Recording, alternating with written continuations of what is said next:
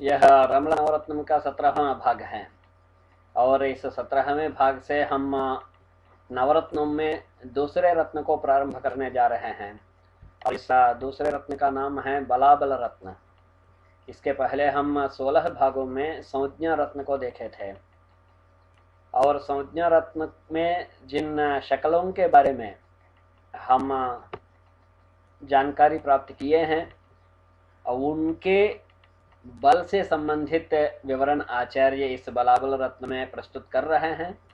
अब देखते हैं बलाबल रत्न रमल नवरत्न का।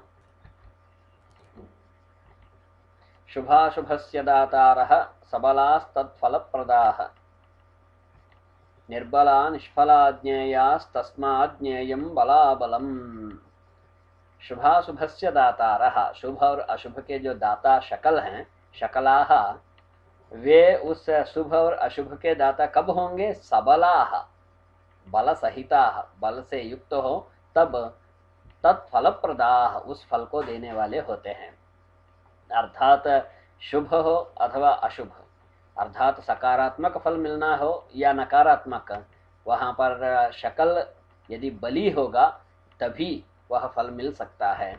निर्बला निष्फला ज्ञेयाः, जो निर्बल हैं, जो दुर्बल हैं, जो बल रहित हैं, वे शकल निष्फल होते हैं ऐसे जानना है। तस्मात् ज्ञेयं बलाबलम, इसी कारण से बलाबल को जानना है।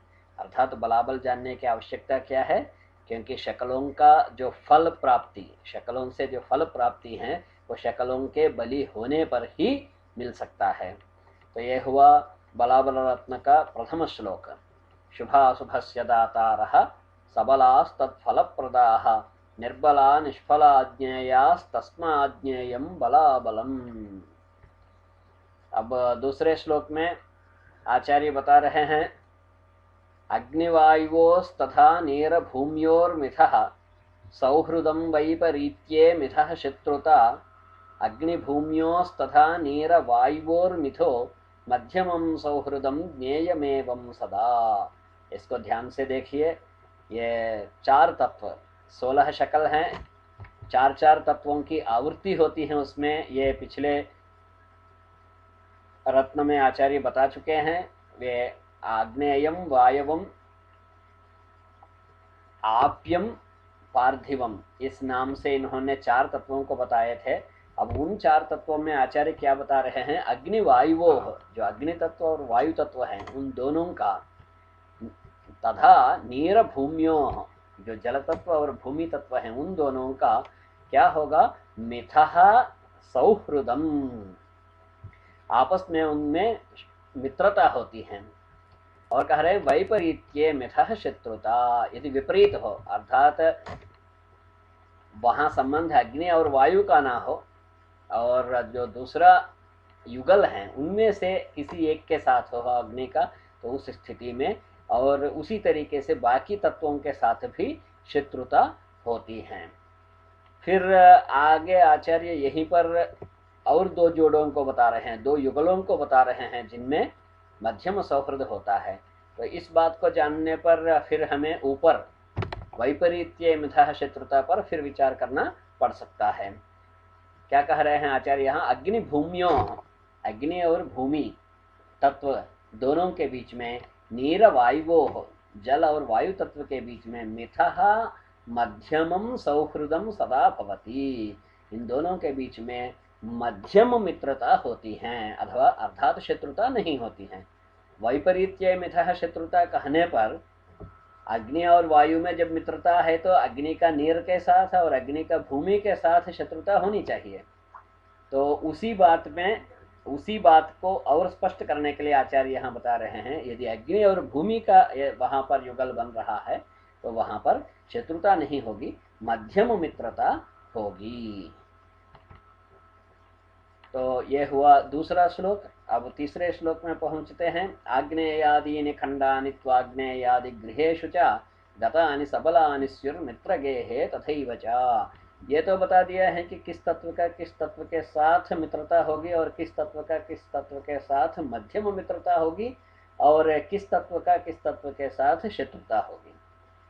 तो फिर इस प्रकार जानने से क्या होगा, तो उसके स्पष्ट कर रहे हैं यहाँ पर आचार्य जी। आग्नेयादीनि खंडानि आग्नेयादि गृहेषु च गतानि सबलानि स्युः मित्रगेहे तथैव च। 16 शकल हैं और 16 घर हैं, 16 भाव, 16 गृह जिनको यहाँ पर आचार्य बताया है। और सभी घर का एक एक तत्व है और सभी शक्लों का भी अपना अपना तत्व है। उसमें आग्नेय आदि खंडानि माने अग्नि तत्व आदि तत्वों से युक्त जो खंड हैं, शकल हैं, आग्नेयादि गृहेशु माने अग्नि तत्व आदि गृह में, माने बराबर के तत्व के गृह में वो क्या होंगे, गतानि सबलानि भवंती, वे उन पे जाने पर, जो जिस तत्व का है उसी तत्व के घर में जाने पर वह सबल हो जाता है। फिर मित्र गेहे तथैव च, उसी प्रकार से मित्र के घर में। तो मित्र कौन सा, तो जैसे पहले बताया है अग्निवायुओ नेर भूमियों करके जो श्लोक आचार्य बताया है, उसमें जो मित्रता बताया है, उस प्रकार के एक तत्व वाला अपने मित्र तत्व के यदि राशि में यदि घर में गया हो तो तब भी वह सबल होगा। फिर आगे कह रहे हैं शत्रुगृहे, यदि तत्व के आधार पर जो मित्रता और शत्रुता बताया है आचार्य, उस आधार पर कोई शकल अपने शत्रुगृहे अर्थात अपने शत्रु तत्व के घर में यदि बैठा हो तो तिष्ठेत बलम तस्य न विद्यते, यदि भवत चेत, यदि तिष्ठेत यदि बैठता है तो उसका बल नहीं होगा। फिर मध्यमाख्ये गृहे खंडम बलम, तो यहाँ मित्रता और शत्रुता के साथ साथ एक मध्यम मित्रता भी आचार्य बताया है। तो उस घर में जाने पर बल क्या होगा, तो कह रहे हैं खंडम बलम मध्यमम भवेत, अर्थात वहां पर खंडित बल होगा, यानी आधा बल होगा, मध्यम बल होगा, यह जानना है। यह है तीसरे और चौथे श्लोक बलाबल रत्न के। आग्नेयादीनि खंडानि त्वाग्नेयादि गृहेषु च गतानि सबलानि स्युर्मित्रगेहे तथैव च यदा शत्रुगृहे तिष्ठेत् बलं तस्य न विद्यते मध्यमाख्ये गृहे खंडम बलम मध्यम भवेत् तदा। अब कह रहे हैं आचार्य, एवं बलम स्वगेहस्थ खंडस्य प्रथमं ततः पंक्तिगेहैक्य भेदेन द्वितीयं बलमुच्यते। अभी तक आचार्य बल तो बता दिया शक्लों का, किंतु ये कौन सा, स्वगेहस्थ खंडस्य प्रथमम, यानी अपने अपने घर में माने तत्व के आधार पर घर में बैठने का जो बल है यह प्रथम बल है। इसके बाद भी एक बल है, स्वगेहस्थ खंडस्य बलम प्रथमम भवति, ये पहला बल होता है। तो फिर दूसरा क्या है, पंक्ति गेहैक्य भेदेन, अर्थात जो पंक्ति क्रम है, तो ये पंक्ति तो अभी आचार्य बताया नहीं, इसी को आगे आता है आचार्य जी बताएंगे। यहाँ पंक्ति और घर के ऐक्य भेद से, माने जो पंक्ति शकल का बनता है इसको पंक्ति क्रम कहते हैं आचार्य। तो पंक्ति क्रम में जिस पंक्ति में पहुंचता है शकल और उस पंक्ति के आधार पर जिस घर में उसकी स्थिति होती है, उसके आधार पर दूसरा बल तय होता है। तो इसको पंक्ति क्रम के आधार पर द्वितीय बल बताया है आचार्य। पंक्ति गेहैक्य भेदेन द्वितीयं बलमुच्यते। अब ये पंक्ति क्या है, इसके लिए आचार्य यहाँ बता रहे हैं, शकुनम प्रथमं गेहम अब्दहाख्यम द्वितीयकम विष्दहाख्यम तृतीयं स्यात् चतुर्थं त्वब्जदं स्मृतम् पंचमं च मिजाजाख्यम षष्ठं हर्फाख्यमीरितं सप्तमं चास्सहाख्यम च क्रम ऐशां च कथ्यते। तो ये सप्तमम कह के सप्तम के बाद रुक गए, इसका अर्थ क्या है, पंक्तियां कितने हो गए, पंक्ति क्रम 7 हुए, अर्थात 7 प्रकार के बल निकलेंगे। अर्थात हरेक शकल का एक एक पंक्ति में उनका घर तय किया जाएगा और उसके आधार पर भी ग्रहों का बल निकलेगा।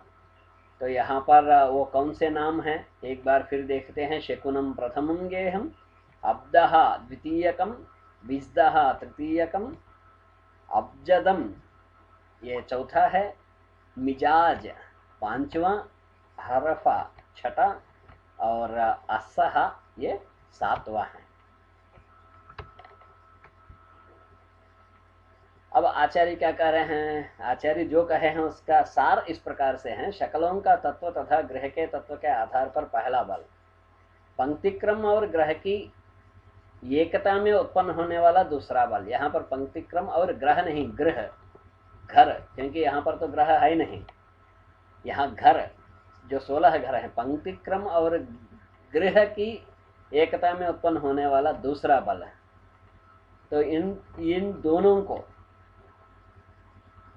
दोनों को जानकर ही आगे का फलादेश हो सकता है रमल में।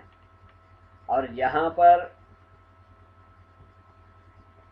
इस भाग में तत्वाधारित बल को तो आचार्य तो विस्तृत विचार प्रस्तुत किया ही है, और पंक्ति ग्रह के बल के लिए अपेक्षित जो पंक्तिक्रम है उससे संबंधित आचार्य के वचन भी इस भाग में दिखाए गए हैं।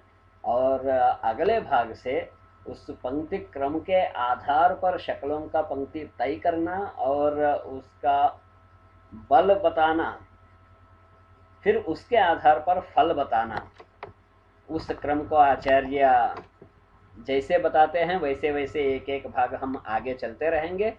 फिर मिलते हैं हम अगले भाग में।